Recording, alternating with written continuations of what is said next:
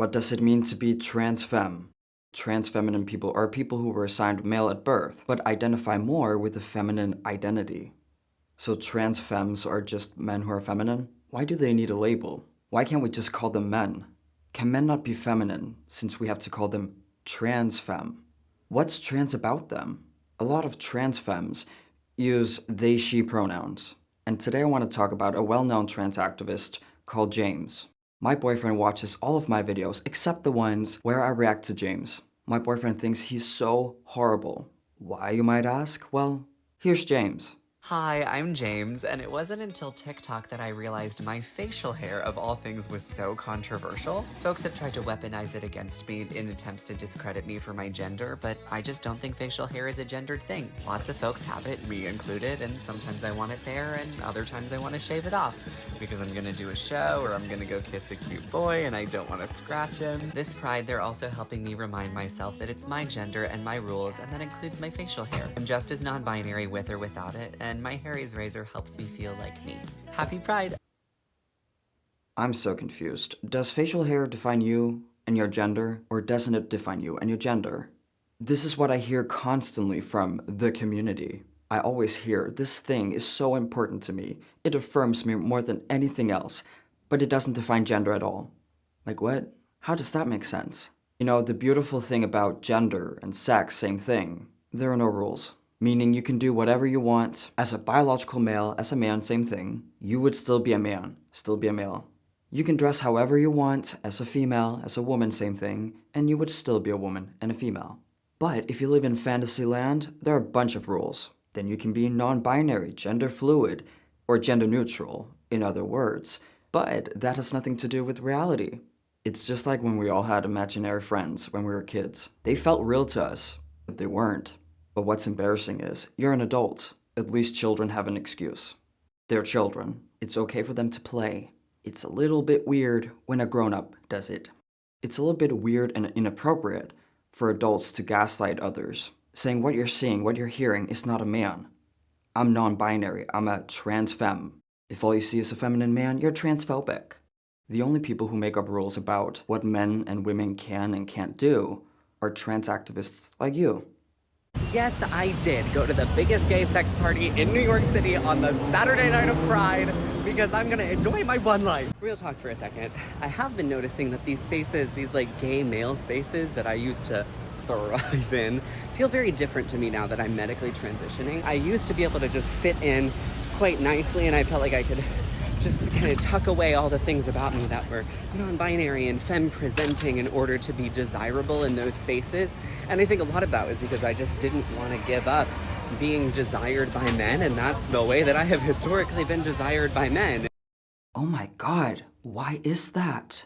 How convenient. While not identifying as a gay man, you still want the D, which I understand, and you specifically want the attention and validation from gay men. Why should you? If it's a fact that you're not a gay man, then don't be in their spaces. Why you're not in trans femme spaces that are filled with so many hot, stunning, and brave people?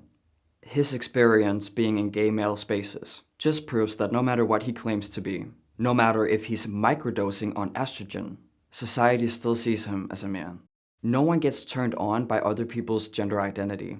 Meaning, if it's possible for gay men to sleep with James, it is because their hamame, their D, eyes and ears, register him as a dude.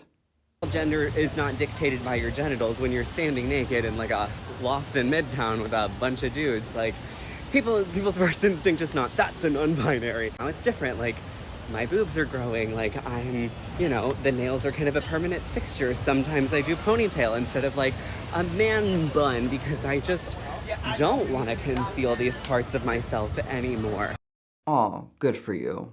Tell me you're an intolerant bigot without telling me you're an intolerant bigot. You believe that just because you're a man with long nails, estrogen boobies, those are not boobies. Having a high ponytail, you're somehow less of a man? Okay, I gotta address he's on estrogen. Estrogen update. Earlier this year, I told you that I was microdosing estrogen, so these are some of the things that I've experienced. You might have a different one, but this is mine. My skin is definitely softer, especially around my face. My body hair growth is also slower, and so is my facial hair growth, but that's, you know, as you can see, I just shaved and you can still see the shadow, so it's not like it's gonna go away completely. I'm beginning to see some fat redistribution in my body, so like as I'm sitting on this stool, it's not just like my butt bones. There's like a little padding there for the first time in my life. Definitely some breast tissue tenderness and some tissue growth, which I am kind of liking. Getting gendered more often as a woman in public. Okay, that's a lie. There's not a single person on this planet that believes you're a woman. Editing Mark is here, so I forgot to say that it's weird he's talking about, oh, I'm getting less facial hair, while having hairy armpits. Getting gendered more often as a woman in public, but I really think that has more to do with how passing privilege is so deeply connected to white privilege and thin privilege than it is like my few months on estrogen. What? What language is this? I haven't actually made a video ever about passing privilege. Maybe I should make one. Let me know. I also heard people say that you cry more on estrogen, and I don't feel like that's true. I always cry to everything, so that's not necessarily new, but what is new is the amount that I'm crying. The photo of me after I watched the season finale of Queen Charlotte, and I was a mess. I couldn't stop crying. So it's not that I cry more, it's that when I start, there's like way more tears. It's like a full freaking snot production, and then I get a headache, and then I'm sad, and then I have to like hydrate more. It's like a whole thing. What type of person takes a picture of themselves just after they've cried and actually want to post it on the internet? I think that's super weird. I think most importantly though is that my brain finally feels like my brain. I didn't realize how much was missing until it felt like, you know, these little estrogen pills were just cleaning off the fog on the glasses inside my head, and now I feel like my dysphoria has been largely mitigated. What dysphoria? Bitch, you have no idea what it's like, and you will never know. Funny how you talk about white privilege, passing privilege. What you most definitely experience is no dysphoria privilege. I will never understand, ever, why some people get offended whenever I tell them you don't deal with gender dysphoria. It would be the same as if someone got offended if you told them you don't deal with clinical depression. How dare you? Well, it's true, so why don't you just enjoy your life without dealing with a specific mental disorder? It's impossible for a biological male with gender dysphoria to identify as trans, femme, non-binary, gender fluid, or anything in that lane. A male with dysphoria would do whatever it takes to look like the opposite sex, to alleviate the dysphoria. I think James here wants to transition for other reasons than to alleviate gender dysphoria. He's very open about his sex life, talking about it in front of 500,000 people. Yes, I did go to the biggest gay sex party in New York City. I said, we're going big or going home, and we went big, and now we're going home. And since you asked, I really did do well tonight. I PR'd, as the dudes would say, had a personal record. I mean, take a look at his Instagram bio. Sorry, I keep crying during sex. We don't need to know that, or how you attend gangbangs. We don't need to know it. You can just do your thing without telling everyone. His transition might be due to some sexual intentions, but what I think is most likely is, if he has been shamed throughout his entire life for being gay, for being a feminine man, you could argue it makes sense that he doesn't want to identify as a gay man. It's so easy to debunk that he deals with gender dysphoria. However, he might believe he deals with it because he might deal with some gender-related discomfort, maybe some internalized sexism. Who knows?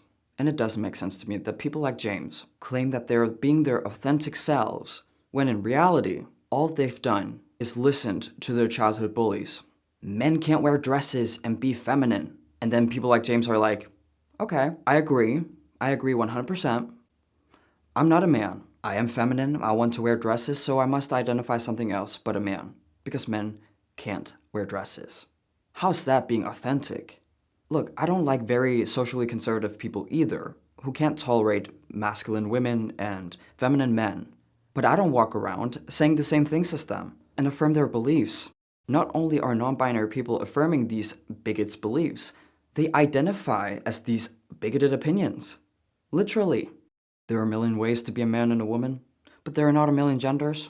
And if you disagree with that, you don't disagree with the bigots you claim to disagree with. Thank you all for watching. If you want to see more content like this, remember to hit subscribe and the notification bell. If you want to support me and my channel, you can become a member, or I have my PayPal link in the description down below.